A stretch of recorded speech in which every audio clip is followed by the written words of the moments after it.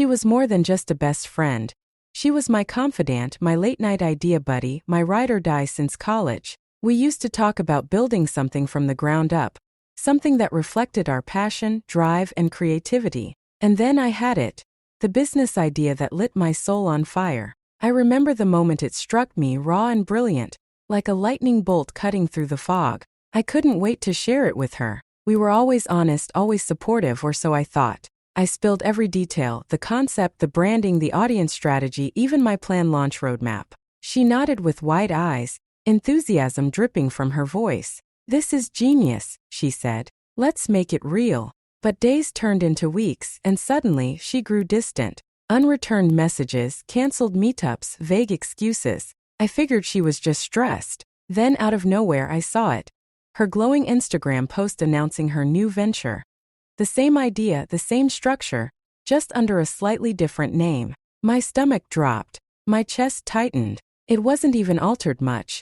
It was mine, straight from my notes and voice memos. The betrayal cut deeper than any romantic heartbreak ever could. It wasn't just an idea she stole. It was my trust, my time, my dream. But where most people might break, I burned quietly. I didn't confront her. Not yet. I let her believe she'd won. While she rushed to market with a poorly repackaged version of my vision, I stayed in the shadows and rebuilt from scratch. I studied every weakness in her launch, every customer complaint, every flaw she tried to mask with filters and fake smiles. And then I did what real builders do. I leveled up. I refined the product, reimagined the user journey, and made it not just market-ready, but emotionally resonant. When I finally launched, it wasn't with desperation. It was with precision. The response was immediate. People didn't just like what I created, they believed in it. The brand spoke to them in a way hers never could, because mine was born from purpose, not plagiarism. She noticed, of course. As the numbers shifted and the attention turned, she reached out, first with passive-aggressive comments, then with weak apologies framed as misunderstandings. I gave her silence, because sometimes silence is louder than 1,000 arguments. What started as betrayal became my greatest motivation. I didn't just build a better business, I built a stronger version of myself. This is the story of how I turned stolen trust into unstoppable momentum, how I proved that originality and integrity always outshine shortcuts and deceit. She may have copied the idea, but she could never replicate the vision. And in the end, I didn't just win. I built something that mattered. Not just for me, but for everyone who believed in creating from the heart. It began, as so many earth-shaking things do, with something small, a missed call, an unfamiliar name, and a moment of curiosity that spiraled into a storm. I had never thought of myself as someone who would be blindsided. I prided myself on reading people well, understanding their tells, sensing shifts in the air when words didn't match eyes. And yet, I lived with a man for nearly 8 years, shared a bed with him, gave him my loyalty, my years, my trust, and somehow never once suspected the depth of his deception. But life has a way of peeling back illusions at the most inconvenient times. It wasn't an affair I discovered. That perhaps I could have recovered from. No, it was a secret life, a whole family, children, a woman who wore a ring almost identical to mine. And when the veil finally lifted, I wasn't left devastated. Not immediately. I was left calculating. Because the moment I realized what he had done, what he had built on parallel tracks behind my back, I knew I wouldn't let this end quietly. I can still remember the moment the first seed of the idea was planted. Not when I found out, but before, on a random Tuesday. We were eating takeout on the couch, and he had said something so offhand it barely registered. Something like, "Imagine if we had a huge family reunion, every person we've ever loved, all under one roof." At the time I laughed, not realizing the ironic foreshadowing, but that sentence came back to me weeks later, long after the lies had been unearthed, and it rooted itself into the soil of my rage, flowering into an audacious, shocking plan. If he could live 2 lives, he could see what it felt like when those worlds collided. The discovery came through instinct. I'd noticed him spending more time at work, yet his office line went cold whenever I tried calling. One night, curiosity overcame habit. I followed him. No confrontations, just silent tailing.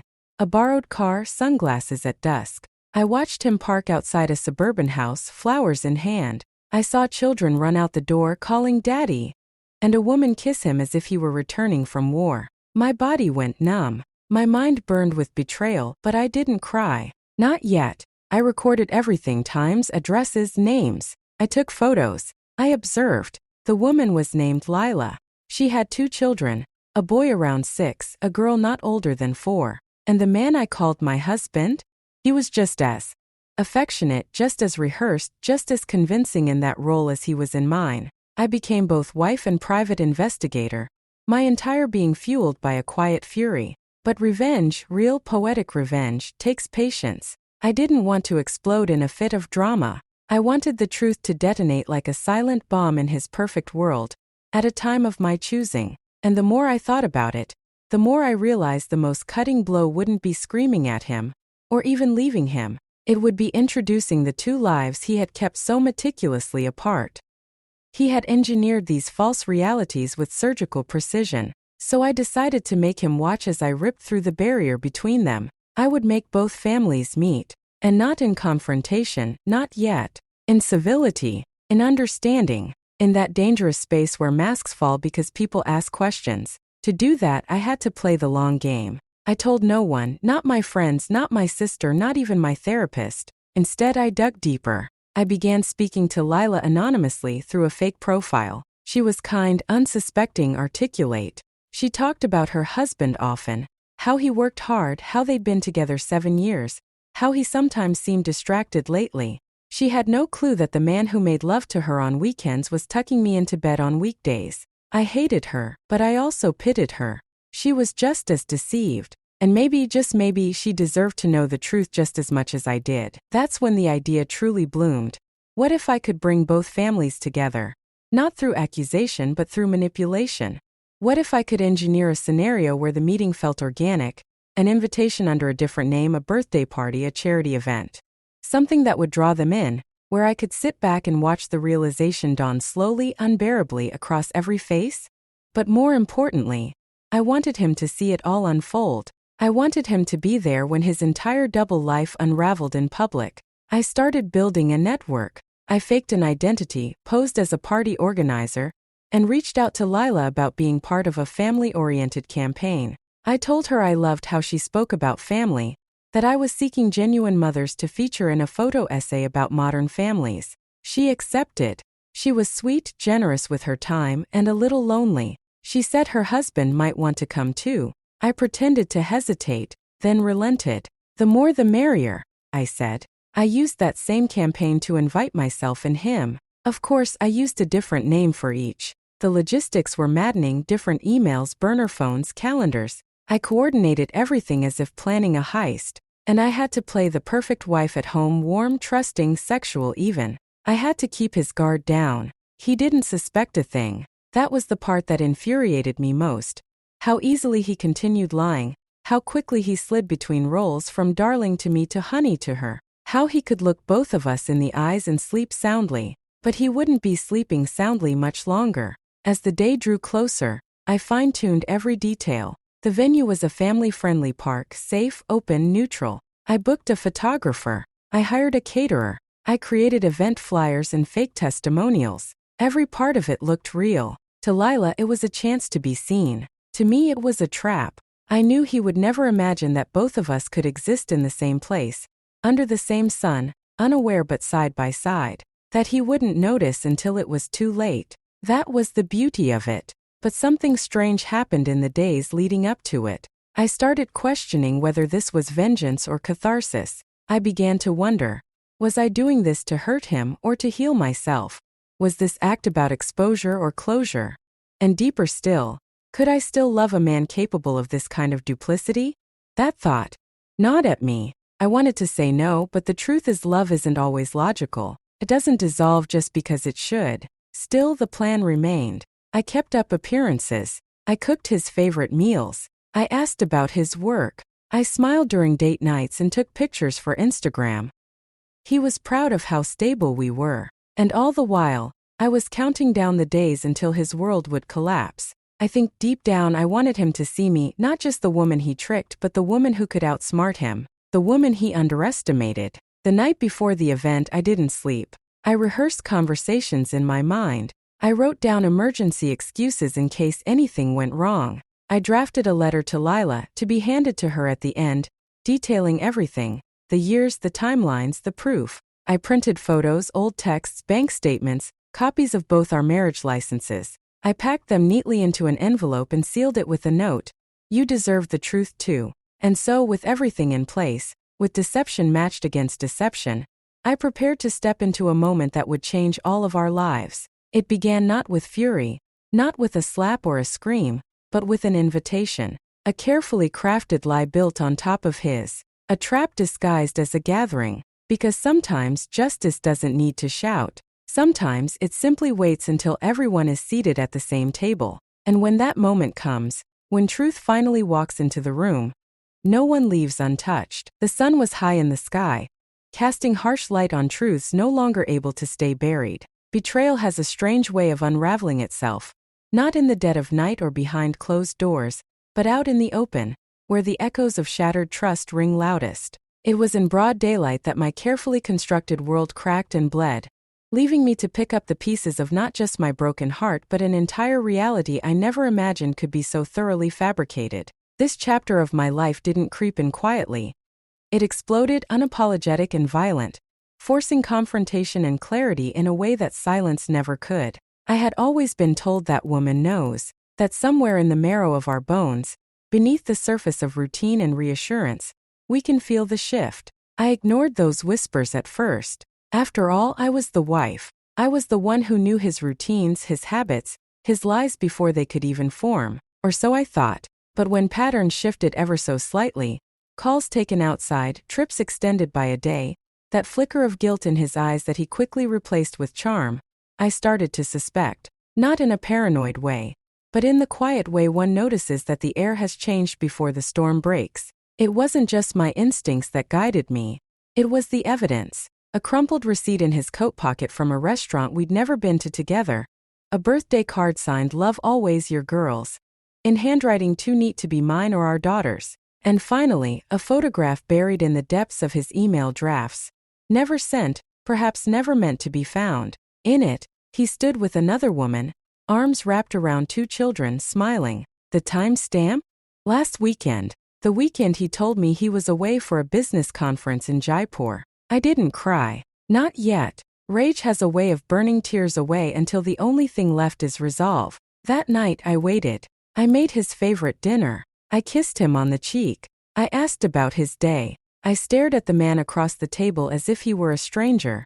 And in many ways he was. But I needed time. I needed proof. And more than anything, I needed a plan. The weeks that followed were a delicate balancing act of deceit and discovery. I hired a private investigator, not to catch him because I already knew, but to confirm the extent of the lie. Her name was Mira. She was beautiful, educated, and had no idea she was the second wife.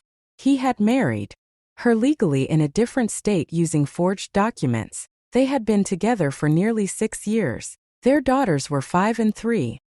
He visited them twice a month, told them he was working abroad the rest of the time. And Mira? She adored him, idolized him, the perfect husband and father in her eyes. The betrayal wasn't just romantic, it was structural. This man had built 2 lives, maintained 2 sets of lies, and manipulated love like a juggler tossing flames. And somehow, I was supposed to continue playing my role. But I refused to suffer in shadows. If he had the audacity to live 2 lives, I would have the courage to bring both into the light. I invited Mira to coffee. She came unsure, nervous, thinking I was a stranger. I told her the truth over cappuccinos and croissants, my voice shaking but steady. I expected denial, maybe even anger. What I didn't expect was her hand reaching across the table to hold mine. We sat in silence for a long time after that, grieving the versions of him we had both loved. Different faces, same betrayal. Together, we planned what came next. It wasn't just about confrontation, it was about control. If he had orchestrated this web, we would dismantle it on our terms. We arranged for a lunch, neutral ground, a restaurant with big glass windows and open seating. Both families would be there. Me and our daughter Mira and her 2 girls. And him, the man who had fooled us all. He arrived 15 minutes late, as always. When he saw us, his 2 wives and 3 daughters seated together, he froze. Color drained from his face as if the truth had physically struck him. For a moment, I almost pitied him. Almost. But then I remembered every lie, every missed birthday. Every night I stayed awake wondering why I felt alone in a marriage built on proximity but not honesty. "I think you know why we're here," I said, my voice louder than I expected, louder than I needed. Conversations around us paused. Forks froze in midair. We had chosen this moment in daylight for a reason. There would be no hiding. Not anymore. He stammered, tried to explain, said things like, "You don't understand," and I was trying to protect everyone. Protect? Was that what you call deception now? I stood up slowly and slid the envelope of photographs and printed emails across the table. "This is the protection you offered us?" Mira didn't speak. She didn't need to. Her silence was louder than my fury. Her tears, controlled and quiet, stained the napkin in her lap as she rocked her youngest daughter to sleep. Our children, innocent victims in this grotesque performance, sat confused but strangely calm, perhaps sensing the unity between us even in crisis. He begged, pleaded, promised change, swore he still loved both of us, that this was complicated, that his heart was big enough for two homes. I laughed, a cold, broken sound. "Your heart was never the problem. Your character was." That lunch ended with him walking away, unable to face what he had built and broken. But we didn't chase him. We didn't argue further. We had done what he never could. We brought truth into the light. We found solidarity in shared sorrow. And from the shards of our betrayal, Mira and I began to rebuild. Not just our lives, but the dignity that he tried to rob us of. Betrayal in broad daylight is brutal, but it is also illuminating. It reveals more than the lie. It reveals strength, resolve, sisterhood. It forces you to become your own savior. And in doing so, you stop being the victim in someone else's story. You become the author of your own. And this chapter? It ends not with vengeance, but with liberation. We both walked away that day, not just from him, but from the shadows he'd tried to keep us in. And into the light we began again. There is a peculiar kind of silence that follows the storm.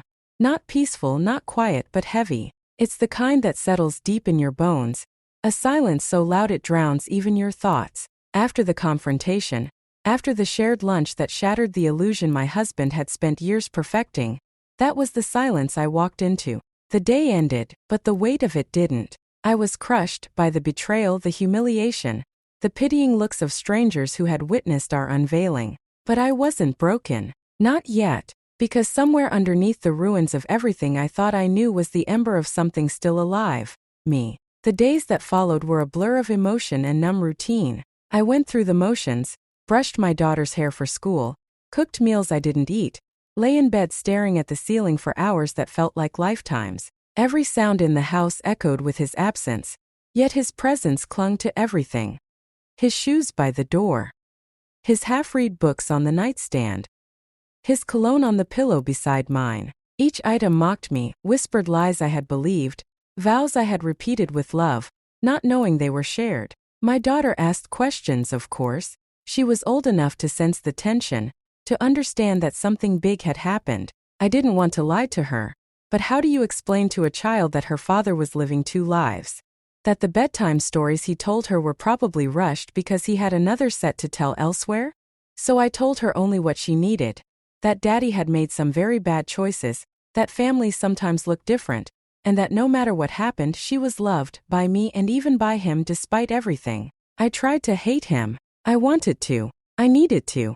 But love doesn't disappear on command. It clings, resists, pulls you into memories you'd rather forget. I remembered our wedding day, the way he looked at me when I walked down the aisle. I remembered how he cried when our daughter was born. Were those moments lies too? Were they just performances, rehearsed affection built on convenience? Or was it possible that he loved me and her at the same time, compartmentalizing his emotions the way others organize closets? I hated myself for wondering. I hated that even after the confrontation, after the truth exploded like shrapnel into both our lives, there was still a part of me mourning what I had lost. Not just a husband, but a future I thought I understood. And mourning is not tidy. It doesn't follow a schedule or end on command. It lingers in the spaces between breaths, in the pauses of daily life. It hijacks joy, interrupts peace, and brings tears at the most mundane moments. brushing your teeth, folding laundry, hearing your favorite song. Mira and I kept in touch. Our bond, forged in betrayal, was strange but unbreakable. She was hurting too, but her pain was quieter, more inward.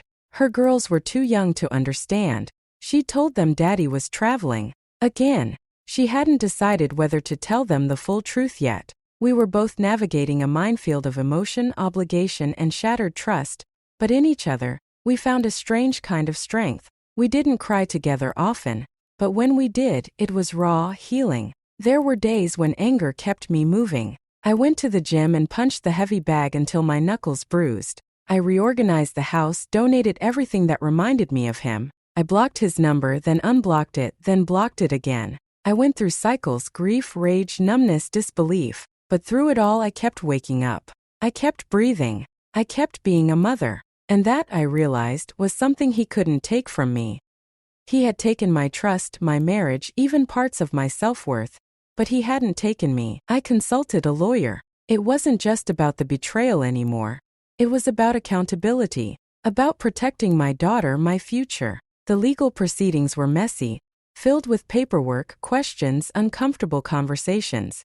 His silence, now that everything had been exposed, was almost worse than his lies. He didn't fight. He didn't apologize. He simply disappeared into the background, like a stain you can't scrub out but eventually learn to ignore. I had to rebuild not just my life but my sense of self. I started therapy. I began journaling again. I picked up hobbies I had abandoned during the years I'd spent playing the perfect wife. I started painting, badly at first, but passionately. There was something cathartic about turning pain into color. My therapist said it was part of reclaiming my identity, giving shape to feelings I couldn't put into words. Support came from unexpected places. A colleague I'd barely spoken to before invited me to a book club. A neighbor brought over dinner without asking why. My mother, who had always been distant, called every night just to say, "You are strong. You are not alone." And slowly, brick by emotional brick, I started to rebuild. I learned things about myself in the ruins of my marriage. I learned that I was capable of surviving even when the very foundation of my life collapsed. I learned that strength isn't loud. It's quiet, stubborn, and often unnoticed. It's in waking up when you'd rather sleep forever. It's in making breakfast for your child even when your heart feels hollow. It's in choosing not to let someone else's betrayal define your worth. I also learned that love, real love, starts within. That my value wasn't tied to being someone's wife or someone's fallback. That I didn't need to be chosen to matter. That I could choose myself. And I did. The scars remain, of course. There are still nights when the memories flood back. When I wonder how long he would have kept lying if I hadn't found that photo. There are still moments when I flinch at sudden affection, fearing it may be false. But those scars no longer define me. They remind me of what I endured, of what I overcame. Mira and I eventually planned a weekend away, just us. No children, no chaos. We drove to the mountains, sat under the stars, and for the first time we didn't talk about him. We talked about us, our dreams, our fears, our plans. We toasted to freedom, to resilience, to being women who refused to be broken. So yes, I was crushed, but I was never broken. I bent, I wept, I fell, but I stood again. And when I did, I carried not just the pain, but the power of survival. This is my story, not of betrayal but of rebirth, of a woman who faced the unimaginable in broad daylight and still found the courage to walk forward. Head held high, heart still beating, eyes open wide. There's a unique clarity that comes with devastation, an uncompromising sort of light that makes everything stark and unfiltered. In the aftermath of betrayal, after the lunch where truth shattered all pretenses and after the endless days where grief folded into fury and then into quiet resolve, I found myself standing at the edge of something terrifying and liberating. The beginning. Starting from scratch isn't as simple as wiping a slate clean. It means learning how to walk again with different legs, to trust again with a wiser heart, and to breathe again in a space that feels both empty and full of possibility. I was starting from nothing, but I was also starting smarter. The house felt too big. Every room echoed with the memory of a life that was no longer mine. His toothbrush long gone. His shoes boxed and returned. His name on the lease soon to be erased. But he had taken more than physical space. He had taken years, time, investment, emotion. Starting over wasn't about rearranging furniture. It was about recalibrating my entire reality. And the first step? Reclaiming my mind. Therapy became my anchor. Each session peeled back layers I didn't know I was hiding, fears I had buried beneath smiles, compromises I had made to keep the illusion of love intact. My therapist told me something simple that rewired my understanding of everything. You weren't naive. You were committed. He just wasn't. That sentence alone unclenched something deep inside me, because I had carried shame like a second skin. Shame for not seeing the signs sooner. Shame for loving someone so profoundly flawed. Shame for trusting a man who had treated trust like currency. And so, smarter now, I began to rewrite my internal dialogue. I stopped blaming myself. I stopped asking, how could I have been so blind? And started asking, why did I ignore the little signs that didn't sit right?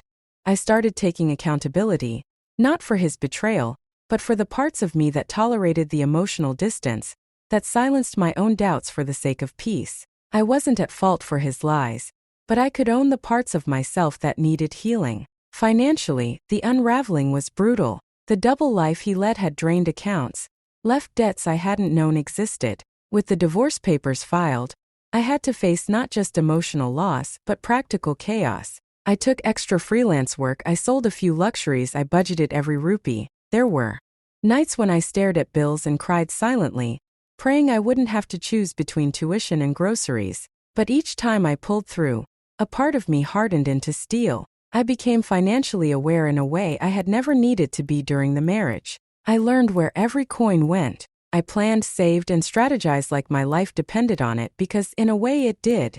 I also had to reimagine my parenting. I wasn't just a mother anymore, I was the mother, the only one present day in and day out. He had chosen to remain distant after the confrontation, shame and cowardice keeping him away. And though my daughter missed him, I had to step up in ways I hadn't prepared for. I learned to be her emotional compass, her comfort, her stability. We made bedtime routines sacred, Sunday mornings sacred, and I slowly replaced her tears with laughter, her confusion with clarity. I didn't badmouth her father, but I didn't sugarcoat him either. Truth, gentle but firm, became my new parenting strategy, and I saw my daughter become stronger for it. Mira and I remained close, not bound by pain anymore but by choice. We had grown into friends, allies, women who understood the ugly underside of charm. She enrolled in a course, started working part-time, and began dreaming out loud about opening a daycare. Watching her rebuild gave me courage to start dreaming too. I pulled out my old notebooks, the ones filled with ideas for the writing business I'd shelved years ago. I started writing again. Not about him, not yet, but about life, about healing, about women. I wrote blogs under a pseudonym and slowly they gained traction. I was rediscovering my voice, the one that had been quieted in a marriage filled with manipulation disguised as love. Healing isn't linear. Some mornings I woke up energized, ready to conquer. Other days I stayed in pajamas, ate cereal for dinner, and questioned every decision. But even on the low days, I no longer let self-doubt win. I reminded myself of what I'd already survived. I looked in the mirror and didn't just see a woman abandoned. I saw a woman refined by fire. There was a particular moment when I knew I had turned a corner. I was walking past a couple at a cafe. He was laughing at something she said. She reached out and touched his cheek. They looked how we once did. And instead of jealousy or grief, I felt peace. I smiled not at them but at myself, because love didn't scare me anymore. Betrayal had taught me caution, yes, but it hadn't destroyed my belief in connection. I wasn't bitter. I was just better at reading the signs. Eventually, I began dating again. Not out of loneliness but out of curiosity. I met kind men, awkward men, one or two who reminded me too much of the past. But I moved slowly. I asked hard questions. I didn't ignore red flags. And when I chose not to pursue someone, I didn't feel like I had failed. I felt like I had protected myself. Because starting over smarter means you know what you deserve and, more importantly, what you refuse to tolerate. My life no longer looked like the one I had planned. It wasn't the white picket dream of wifehood and shared holidays. It was messier, lonelier sometimes, but it was mine. Every decision, every boundary, every step forward belonged to me. I wasn't rebuilding to recreate the old, I was designing something entirely new. And most importantly, I wasn't afraid of starting from scratch anymore. Because Scratch wasn't empty. Scratch was fertile. Scratch was where the truth lived. Scratch was honest. And I was smarter than ever. So here I stand, no longer crushed, no longer caged by the lies of another, no longer asking why me, but instead declaring, watch me. Watch me rise, love, rebuild, protect, and thrive. Watch me craft a life that no longer revolves around being chosen, but around choosing myself. First, fully and without apology. There are betrayals that wound you once, and then there are betrayals that keep on trying to steal pieces of your identity even after the damage is done. As if it wasn't enough to discover that the man I'd built a life with had an entire secret family tucked away in another city, I was now being forced to confront an altogether stranger twist of fate, one that felt like psychological warfare dressed in designer knockoffs and mimicked smiles. After the exposure, after the dust had barely settled, I realized something else had quietly begun to unfold.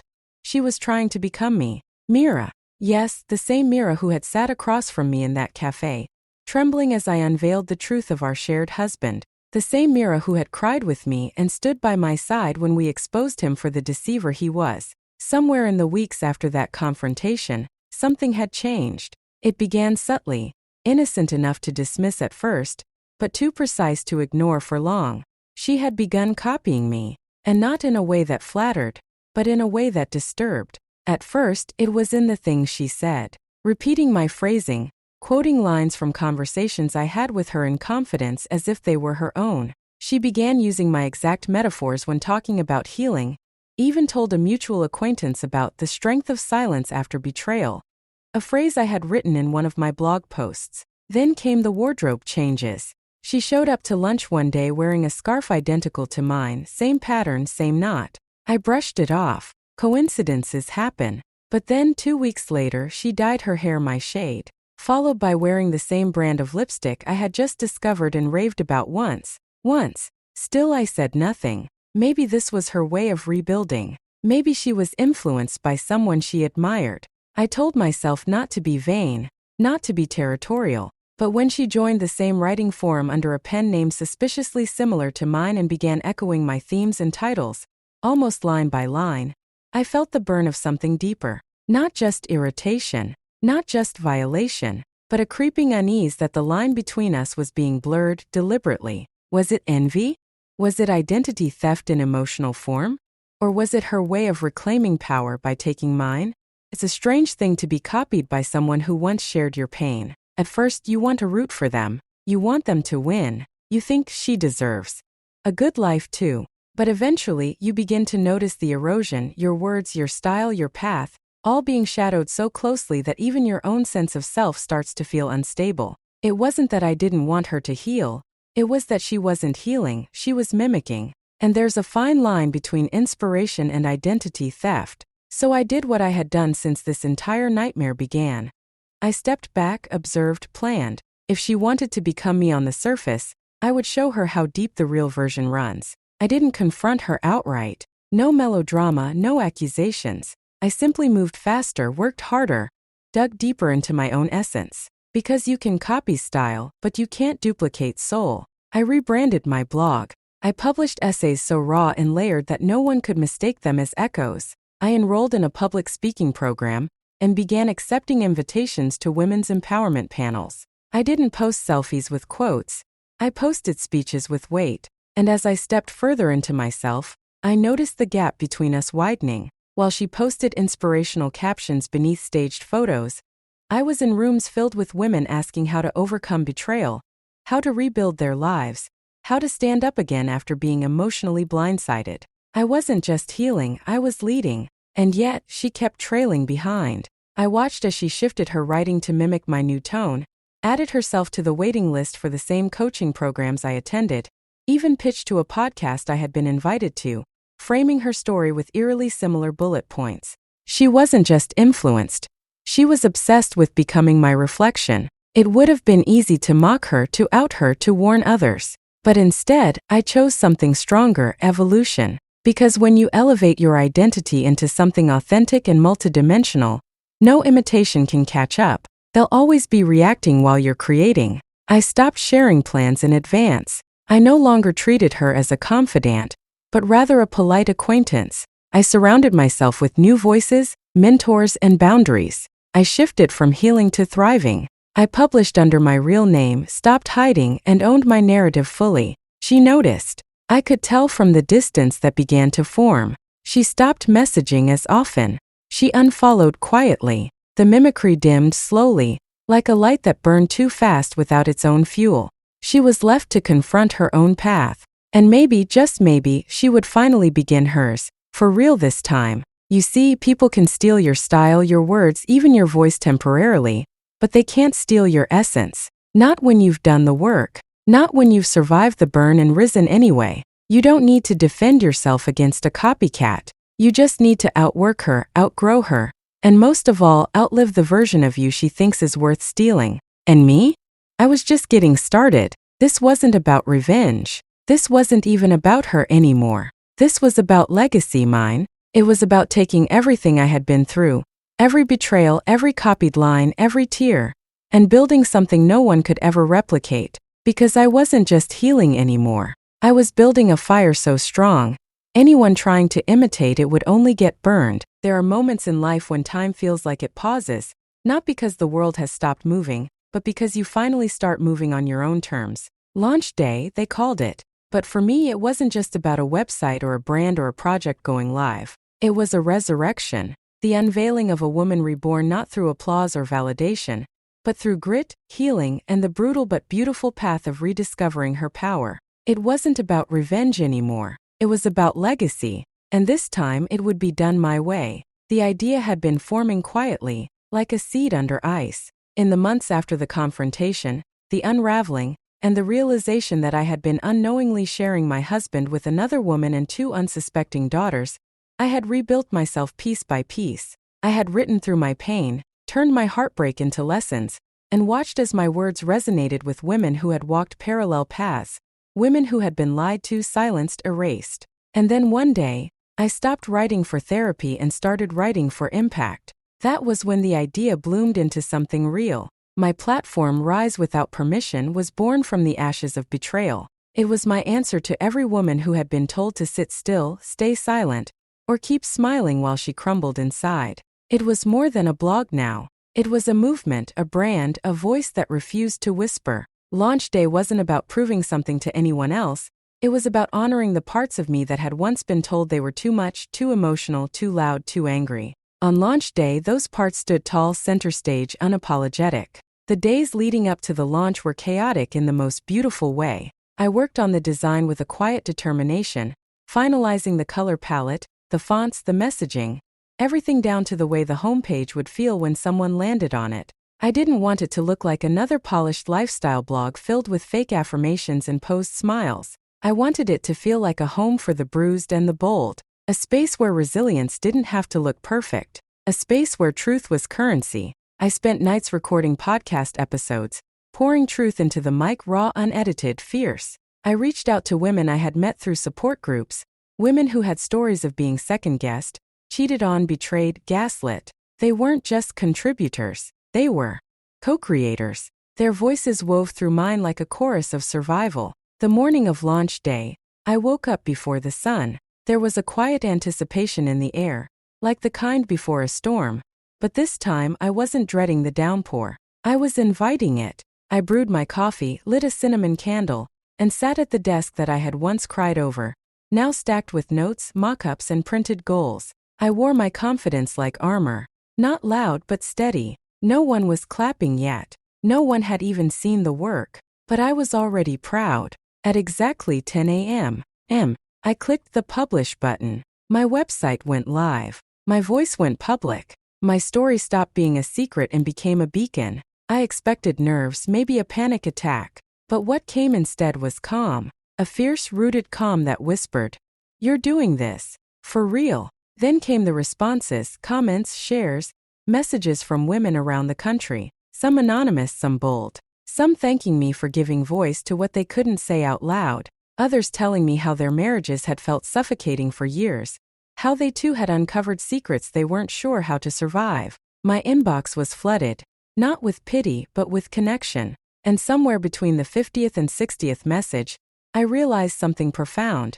My pain had become someone else's permission. My fall had cleared the path for someone else's rise. There was no greater reward than that, but as with all things real, the praise didn't come without shadows. The inevitable murmurs reached me, some from those who thought I should have stayed quiet to protect the children, others who whispered that I was milking my tragedy for attention. A distant cousin even sent a message warning that my ex's reputation could be affected. I almost laughed.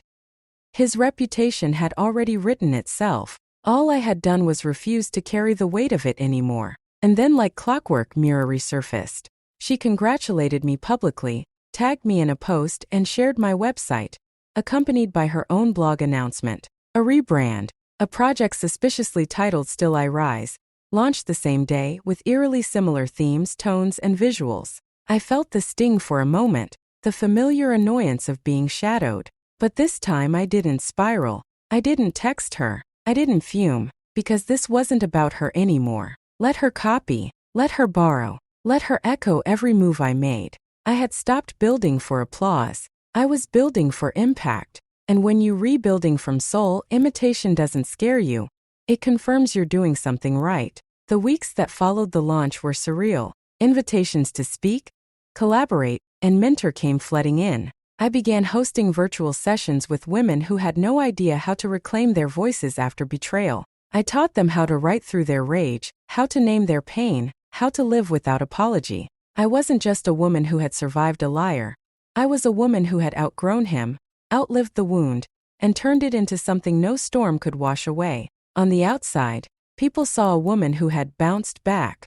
But this wasn't a bounce. This was a build. And every brick was laid with intention. I no longer spoke of him, not in detail, not with resentment. I had erased his name from my narrative, not to deny what happened, but because he no longer deserved the power of presence in my future. My daughter saw it too. She watched her mother go from devastated to determined, from quiet to commanding.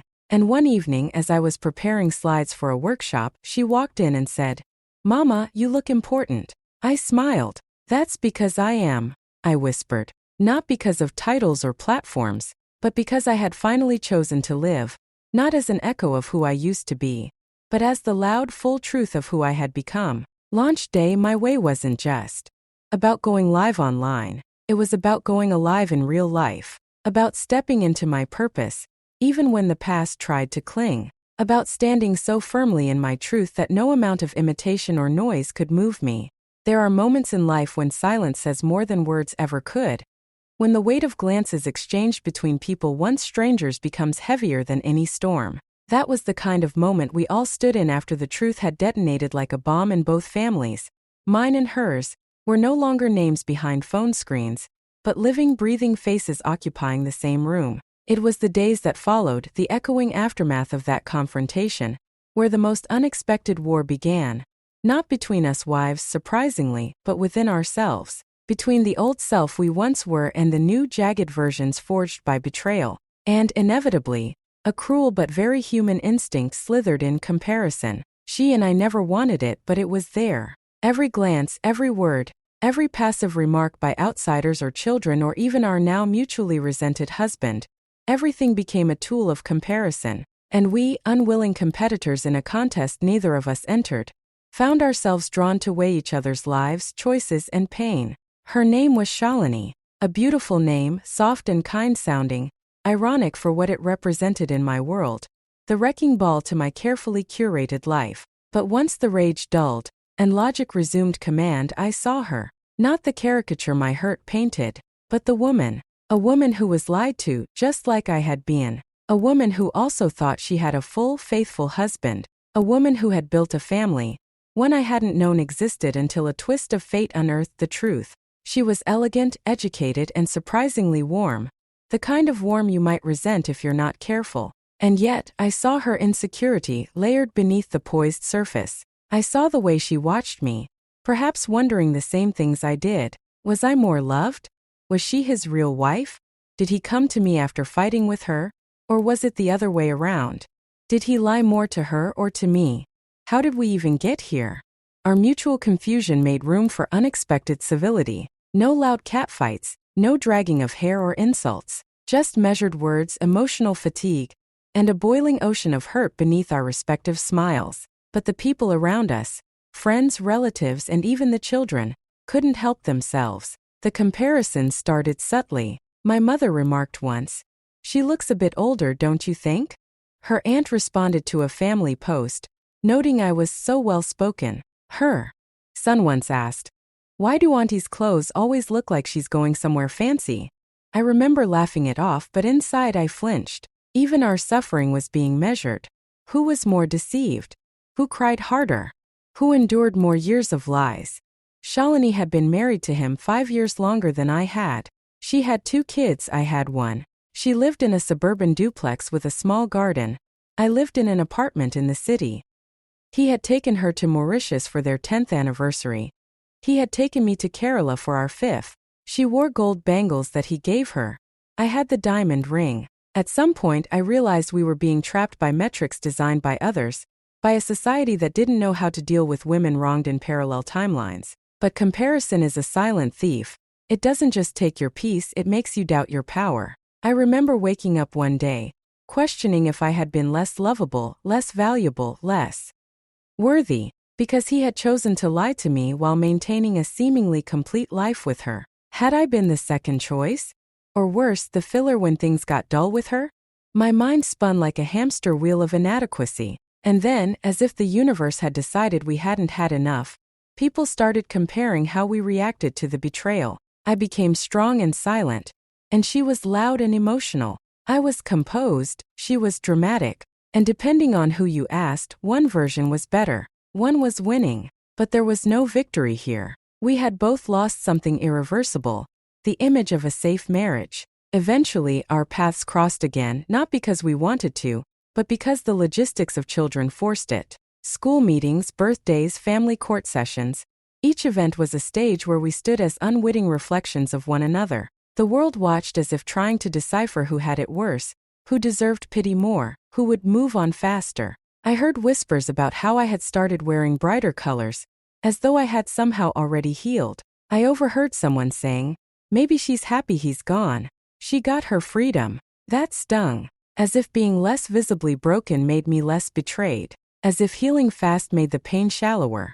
But through those repeated encounters, something shifted. She and I, instead of speaking across tension, started speaking with intention. We realized that while the world compared us, we were the only 2 people who truly understood the devastation we had lived through. That recognition turned us from rivals into reluctant allies. I remember one school event where someone commented on how our kids resembled each other. Same father, after all. We shared a glance that said everything. No words, just silent acknowledgement. This wasn't our children's fault. This wasn't our fault. The real comparison, if any, had to be with the man who had orchestrated this deceit, who had juggled 2 families like side projects, who had kissed 2 foreheads every night with the same lie in his mouth. And slowly, comparison gave way to compassion. Not for him, never again, but for each other. I began to see that measuring my value by how she lived was a trap. Her grief didn't invalidate mine, nor did her longer marriage mean she hurt more. Pain doesn't come with rulers. Healing doesn't either. One day, she brought her son over to play with mine, something we both never thought we'd allow. The boys were laughing in the living room, and for a brief moment, we sat on the balcony sipping tea. No talk of him, just 2 women talking about schools, math homework, and how annoying rain can be when you hang clothes out. And in that moment I saw what we could be.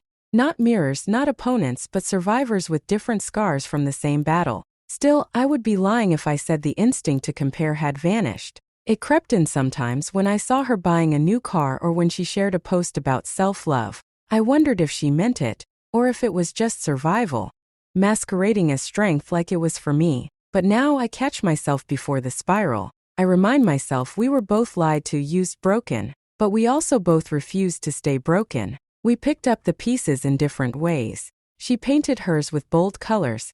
I arranged mine quietly into a new mosaic of life. Neither was better, both were brave. In the end, the inevitable comparison faded not because the world stopped making it, but because we stopped letting it define us. We began to see each other not as the other wife, but as women who had each walked through fire and somehow made it out alive. I found myself wishing her well, not because I had to, but because I meant it. I wanted her to be okay, because if she was okay, maybe that meant there was hope for me too. And isn't that the real victory?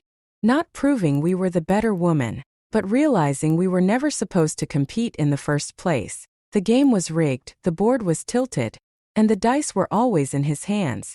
But now we had flipped the table, and even if we walked away in different directions, we carried something powerful.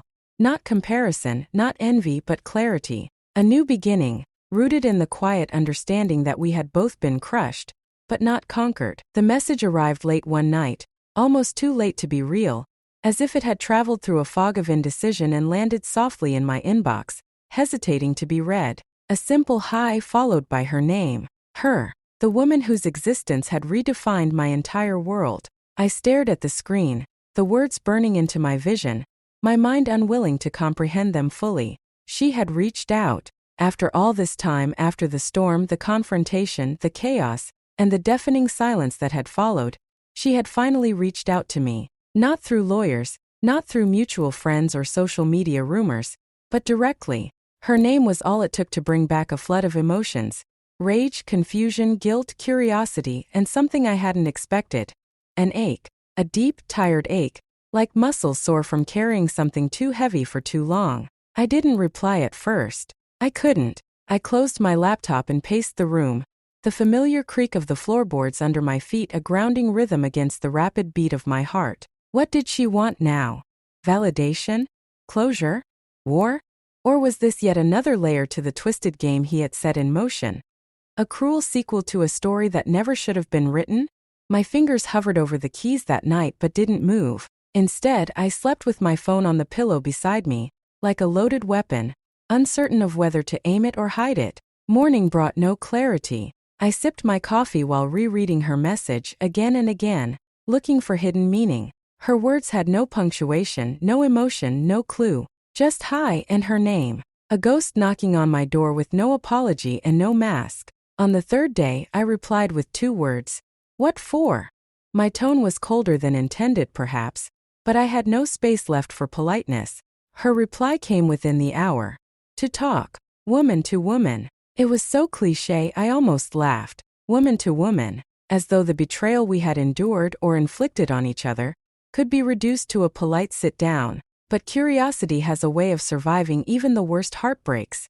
And despite my better judgment, I agreed to meet. Neutral ground. A quiet cafe downtown where the world would still move on around us, unaware that 2 halves of a fractured lie were sitting face to face. She arrived before me, of course, just as poised, just as delicate as I remembered from the confrontation. She wore no makeup this time, her hair pulled back tightly, her hands wrapped around a mug she hadn't touched. When she saw me, she stood up slowly, uncertain whether to smile. I didn't return the gesture. I sat down and waited. Thank you for coming, she said. I nodded, my jaw clenched, my hands folded. The silence stretched. Finally, she said, I didn't reach out to hurt you. I swear. I needed to know if what we lived through was even real. The irony nearly made me spit out my drink. Was it real? That was the question haunting all of us, wasn't it?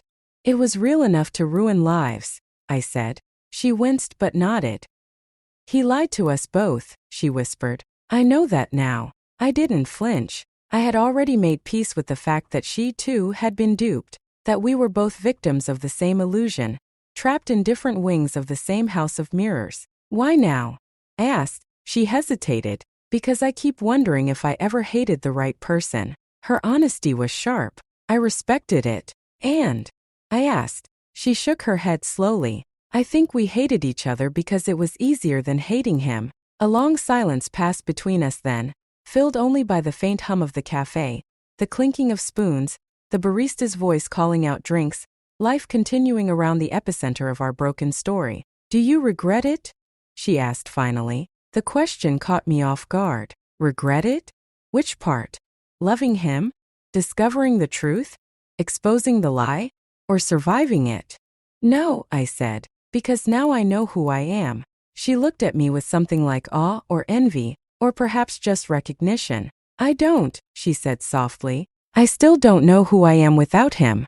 And that, I realized, was the truest fracture between us. I had rebuilt. Slowly, painfully, but deliberately. She had not. She had been left adrift. In that moment I didn't hate her. I pitied her. But pity is not kindness, it's distance. I could not help her heal.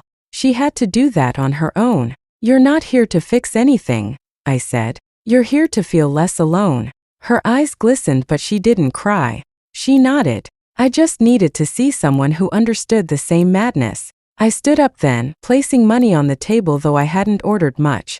She remained seated, her hands trembling slightly. I hope you find what you're looking for, I said. But don't look for it in me. As I walked away, I didn't feel triumphant. I didn't feel vindicated or strong. I just felt done. Finally, fully done. I had faced the other half of the lie and walked away intact. That was more than I ever thought I could say. Later that evening, she sent one last message. Thank you, even if it doesn't seem like it. I didn't respond. Some doors once closed must stay that way. Not because of hatred, but because healing happens in solitude. Not all wounds were meant to be stitched together.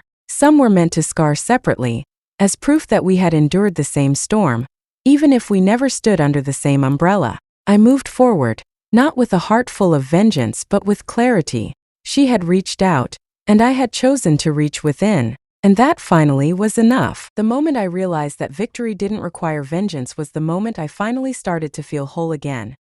Not patched together, not stitched up with threads of rage or bandaged with bitterness, but truly whole in a way I hadn't felt since my world was split in two by a man I trusted and the lies he built a secret life upon. After months of back and forth pain, long nights of questions with no satisfying answers, and even longer days watching everyone else judge from the outside without truly understanding the weight I carried, I made a quiet decision to win, not through sabotage or snark or vindictive gossip, but by reclaiming my life, my identity, and my joy in ways so undeniable that no one could mistake it for anything but strength. Winning without petty meant showing up to meetings he thought I couldn't handle without him, looking more radiant and in control than I ever did during our marriage, speaking with clarity and grace as I negotiated new projects, collaborated with industry leaders, and built something entirely my own, no longer tethered to the man who once claimed he was my foundation but turned out to be my fault line. It meant treating his other family, the woman who was also lied to, the children who didn't choose this mess, with a level of dignity that startled even them, because I refused to let his duplicity rob me of my humanity or manipulate me into mirroring his chaos. It meant declining interviews, refusing reality show offers, saying no to every producer who wanted to turn my pain into palatable drama for others to feast on. Because I knew my real power wasn't in putting my betrayal on display, but in building a legacy beyond it. It meant mentoring younger women who had been through their own versions of betrayal, helping them see that survival was just the beginning, that thriving was the true revenge. It meant no subtweets, no Instagram digs, no coded captions, just focused growth. I learned to sit at tables where he would never be invited again, to laugh genuinely in rooms where his name didn't even come up, and to feel no need to correct the narratives he told about me, because people saw the truth on their own. My kids saw it in how I never used them as pawns, never spoke ill of their father to soothe my wounds, but instead taught them how to recognize integrity, how to name disrespect, and how to rise with character even when wronged. And eventually, even she, the woman he lied to, while with me, who once sat across from me in that devastating meeting of the families with eyes full of hurt and confusion, reached out again, not with bitterness but with a quiet understanding, and though we were never destined to be close, we shared a look one afternoon while our children played in the same park, and that silent recognition was the loudest form of closure either of us would ever need. I didn't need revenge anymore. I had peace. I didn't need him to admit what he did. I had proof in the way my life expanded without him. I didn't need to prove I was better. I was just better, period. And perhaps the most powerful thing of all was realizing that no one could take credit for my glow-up but me. Not his betrayal, not their pity, not the drama. I rebuilt in silence, rose without spectacle, and healed with intention. I didn't win because I destroyed him. I won because I refused to destroy myself in the process. There comes a point after betrayal, after heartbreak, after public spectacle and private collapse, when silence becomes louder than shouting and building something meaningful carries more weight than burning everything down. When legacy begins to matter more than revenge, not because revenge isn't tempting, but because it's simply too small to hold the future you deserve. I stood at that crossroad surrounded by the debris of lies I didn't ask for in lives I never expected to intersect. And I made the choice that would define not just my story but the story my children would one day tell about me.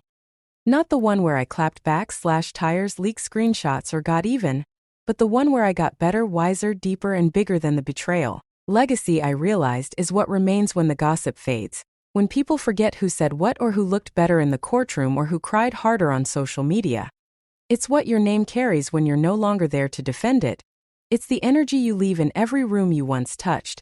And I wanted mine to radiate strength that was both quiet and undeniable. So I poured myself into purpose, not to prove a point, but to plant seeds, and I watched them bloom into a garden of wholeness that couldn't be poisoned by his deception. I taught my children that love can be real even if someone fails to honor it, that integrity is not situational, and that healing is something you choose, not something that happens to you by accident or with time alone. I didn't want them to remember me as the woman who lost herself in bitterness, who weaponized pain for temporary satisfaction.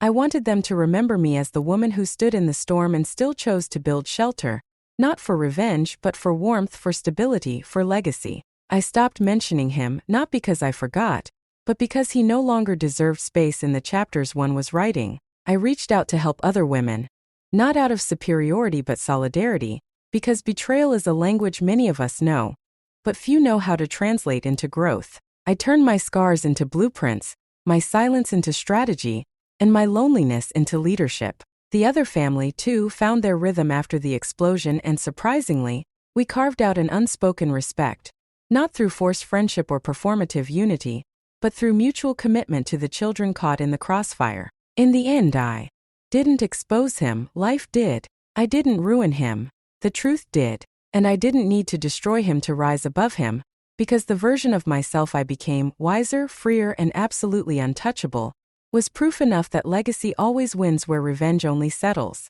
So I smiled more, worked harder, lived softer, and loved better. Not in spite of what happened, but because I chose not to let what happened harden me. That was the final victory, the quiet, resounding triumph of a woman who understood that while revenge might satisfy for a moment, legacy nourishes for generations. They say betrayal cuts deepest when it comes from someone you once called family, and I felt that truth the moment my best friend stole my business idea. It wasn't just an idea. It was my vision, my heart, and the long nights I spent sketching out every detail while she listened, nodded, and pretended to support me. She took what I created and ran with it, fast and loud, hoping I'd stay silent, crushed, and forgotten. And for a moment I almost did. But there's something powerful about pain. It either breaks you or it builds you. I chose to let it build me. I started from scratch, stripped away every trace of what she knew, and channeled every ounce of hurt into something better. Smarter branding, deeper purpose, and innovation she could never replicate because it came from a place she never touched. My soul. While she raced to be first, I focused on being the best. I didn't scream on social media or chase pity. I built in silence. And when I launched, it wasn't just a business, it was a statement. A message to every dreamer out there. No one can steal what truly belongs to you, because ideas are cheap, execution, consistency, and authenticity are everything. As her copied startup fizzled in the background, mine soared. Customers saw the difference. Investors noticed. The market spoke for me. She tried to reconnect, tossing vague excuses and half-hearted apologies, but I had already outgrown that chapter. I didn't need revenge, I had results, and that was louder than any confrontation. In the end, I realized she did me a favor. She forced me to rise higher, think bolder, and guard my greatness with more wisdom. She may have stolen the spark, but I built the fire, and now it burns with purpose. My journey isn't about bitterness, it's about resilience, about refusing to let betrayal define the end of my story. I turned what could have been my downfall into the foundation of something unstoppable. So to anyone who's been copied, betrayed, or underestimated, remember, the best clapback isn't a post or a fight. It's building something so powerful, they have to watch you win from the sidelines. I built the better brand, the better team, the better legacy. She wanted my idea, but only I could bring it to life. And I did.